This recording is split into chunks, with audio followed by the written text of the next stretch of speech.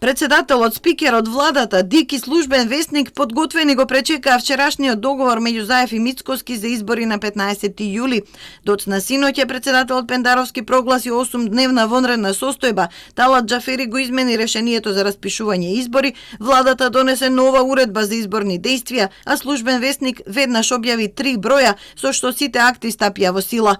Попладнеот ДИК донесе нов роковник на изборни действија. МВР за еден ден ќе достави листа на државјани кои до денеска побарале лична карта или пасош, како и на лицата кои стануваат полнолетни до денот на изборите, за да бидат внесени во избирачкиот список. Според владината уредба, изборната кампања почнува на 24 јуни и трае 20 дена.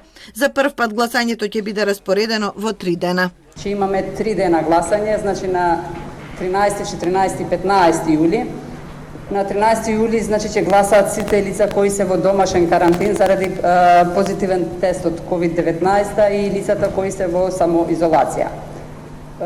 На 14 јули значи ќе гласаат сите немоćни болни лица согласно член 111. Тука е додадено значи во ова категорија ќе спаѓаат и лицата хронични болни и лицата останати кои се наведени во изборниот законник. Гласањето во домашни услови ќе го спроведе избирачки одбор составен од тројца здравствени работници плюс по еден член именуван од власта и од опозицијата. Овие граѓани треба сами да се пријават 7 дена пред денот на гласањето. Ќе бидат ангажирани 500 до 600 медицински лица.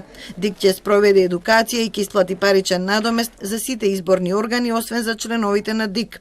Ветува максимална заштита на целиот изборен процес. Како комисија ќе се потрудиме исто така да обезбедиме максимална заштита на здравјето на сите кои што учествуваат во нашата изборна администрација, на околу 35.000 граѓани.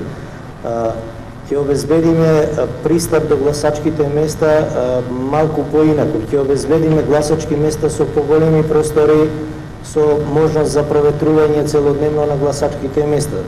Се разбира, тоа не можеме 100% да го направиме заради приликите кои што се во нашата држава, меѓутоа јас се надевам дека ќе успееме во максимален можен износ на проценти да го направиме тоа.